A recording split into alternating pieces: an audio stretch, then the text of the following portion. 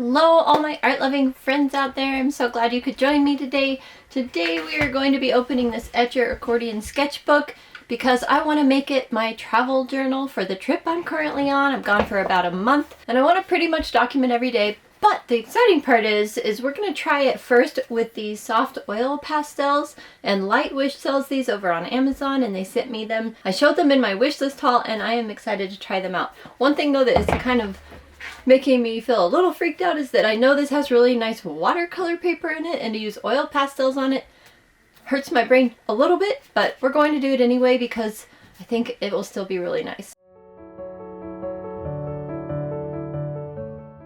I've taken this out of the box and the plastic, and you can see the label here. We have a 13 by 21 centimeter accordion sketchbook. It's 5.2 by 8.3 inches. It has cold pressed 100% cotton paper that's in the traditional white color, mixed media, heavyweight paper that is vegan friendly. I thought an accordion sketchbook would be really fun for a travel journal because you could basically do one page or one page spread each day.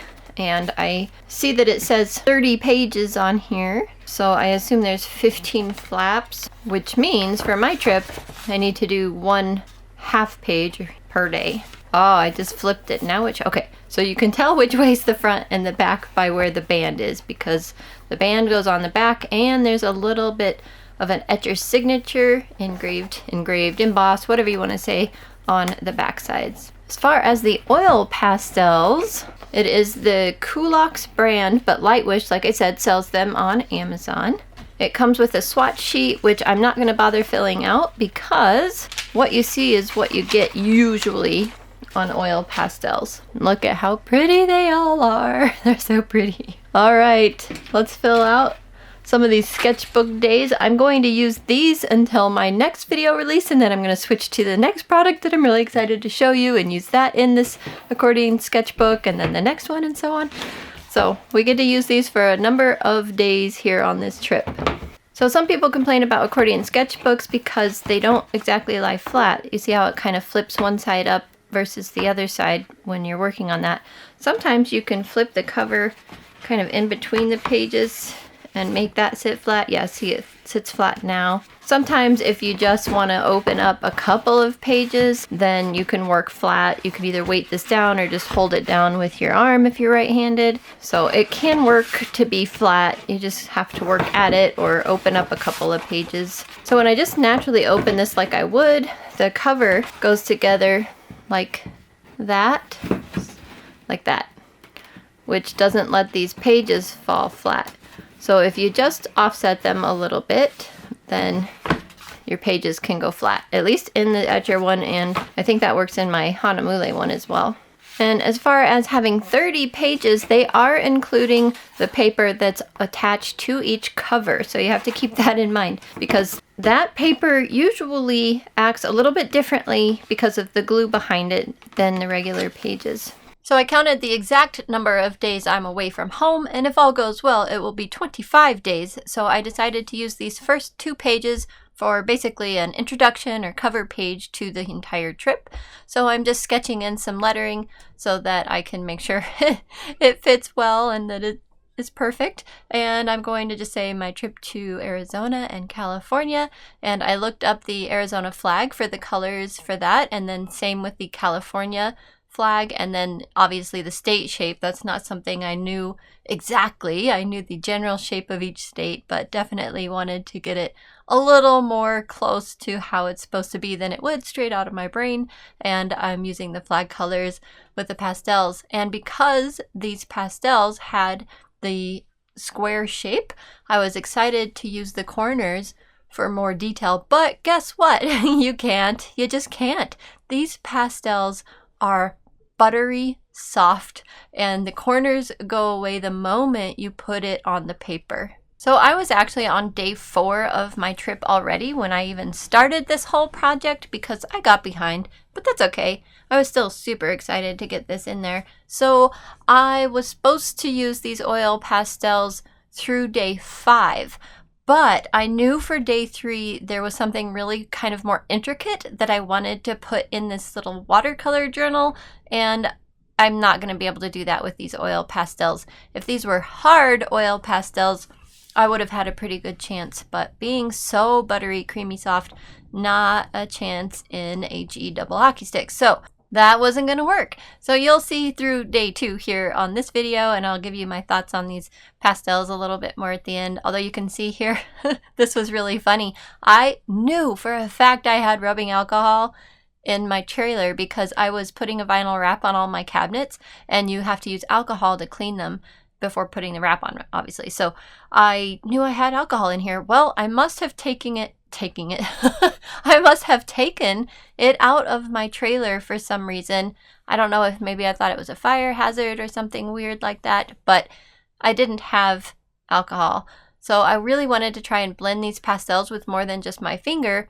I happened to have nail polish because if you can see my nails right now, they're in dire need of repolishing. So I had brought nail polish with me, or nail polish remover. So both nail polish and nail polish remover. So I figured nail polish remover probably is alcohol, or at least alcohol based. And I was able to use that and Q-tips to blend these oil pastels. And that worked really well. The Q-tips part of it didn't work so well. I needed something a little bit bigger. I want to say softer, but yet it needs to be soft and hard at the same time. Sorry if you hear some clanging in the background. I'm in my trailer and the wind is blowing and it's rocking a little bit. Well, anyway, regardless, the nail polish remover worked pretty darn well. I was pretty happy. Q-tips, not so much, but at least they were better than nothing. And you can probably see from this little window that I am drawing here how you can layer these over the top of each other really easily because they're so soft. Now I brought Dorland's wax medium with me and I wanted to put it on for you guys in this video, but your artwork has to sit for 24 hours before you apply the wax medium. At least that's what the instructions say, if I read that correctly. So I wasn't able to do that for this video, but I will tell you how that goes in the future for the next video. I'll kind of show you what I did and how that worked, and if it worked, and I'm a little scared to do it, but you know, you got to try something new sometimes, and that's why I bought this wax medium and brought it with me. So one thing about art journaling, especially if you're doing it on watercolor paper, is finding a fine liner that you can do the journaling part of it with that works really well on watercolor paper. And I am so grateful that I brought this Tombow Fudenosuke brush pen with me. It's water-based pigment ink with a hard tip, and it is the best thing I have found for writing on watercolor paper. That and the Micron PN, the plastic nib one, works pretty well too. I just happen to have this one with me because I was doing my Patreon postcards, or I am going to be doing my Patreon postcards while I'm here on this trip, and this is the pen I used to write on those. So that worked great for my little journaling part of this whole adventure. So what I really need in order to finish up these pages are colored pencils, and I do have some colored pencils with me that I'm going to review with you guys, but I want to do watercolor next. I don't want you guys to have to go through all this stuff when I've showed you all those watercolors in my wishlist haul and my Christmas haul. So maybe I'll do a little bit with watercolors, and then we'll have to do those colored pencils in order to finish these pages, and I'll let you know how that goes. And all these products are linked below if you have an interest in anything. Well, that's a wrap on the oil pastels. If you love really soft pastels that are just creamy and buttery, check out the link in the description box below. They're a great value, a lot of fun. I just wish I would have brought my pastel paper, darn it, because I would love to try it on bigger paper, but all I have with me is watercolor paper. I even looked at my pastel pad. I don't know how it didn't end up in my box, but it's not here. I've looked everywhere, so we don't get to try it on pastel paper. I'm sure it would be lovely on pastel paper. However, I know Lindsay Wyrich and Sandrine's Gallery both review these pastels, and I will find their videos and I'll link them in my description box below because they probably actually use the correct surfaces. Not that it's bad to use watercolor paper, obviously, but there are better, different surfaces you can use oil pastels on that would probably work really well. And then if I weren't limited to the space I had in my sketchbook, then you could see also. Go check out their videos. And if I weren't limited to the little space and the little drawings that I'm trying to do here, I'm sure that it would be so much more beneficial to using these pastels. But if you forget the paper and you're really, really far away from home, what do you do? These will be going into my regular rotation because they are delightful. And we'll get back to them eventually. I have a ton of watercolors that I'm going to share with you guys in the next months because I have so many new ones that it'll be a while before we get back to them, but they're delightful. Check them out. Alright guys, I will see you in the next video. Bye for now.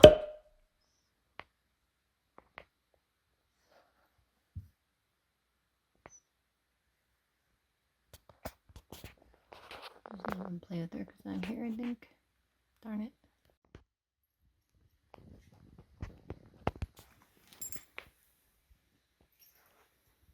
Chad.